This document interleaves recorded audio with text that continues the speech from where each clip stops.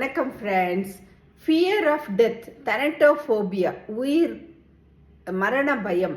இது நிறைய பேத்துக்கு இருக்குது. இந்த ஃபியர் ஆஃப் டெத்து, மரணங்கிறது என்னைக்கா இருந்தாலும் யாருக்கும் ஒரு நாளாவது வரதான் போகுது. அது ரிட்டன் டிக்கெட் கடவுள் எழுதி வச்சுட்டாரு. அதுக்குன்னு நம்ம டெய்லி ஐயோ நான் இன்னைக்கு செத்துருவோன்னா பயப்படுறதோட இன்னைக்கு செத்தா நோ ப்ராப்ளம். நம்ம என்னைக்கும் ப்ரிப்பேர்டாக இருக்கணும். இன்னைக்கு தூங்க போகிறோம். தூக்கமே ஒரு டீப் ஸ்லீப் பண்ணுறவங்கள பாருங்கள், அவங்களே அந்த மாதிரி தான் இருப்பாங்க. இப்போ லாஸ்ட் மந்த் பார்த்தீங்கன்னா ஒரு 42-year-old கார்டியாலஜிஸ்ட் இறந்தார்.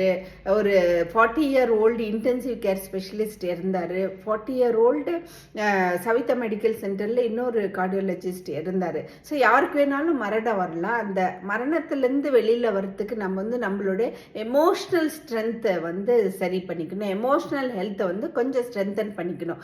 அதுக்கு யோகா பண்ணுங்கள், மெடிடேஷன் பண்ணுங்கள், மந்த்ரா மெடிடேஷன் பண்ணுங்கள், ஏதாச்சும் ஹாபீஸ் பண்ணுங்கள், கார்டனிங் பண்ணுங்கள், வாக்கிங் போங்க, உங்கள் கடவுள் ஃபெய்த் அண்ட் ஹோப் வச்சுக்கோங்க.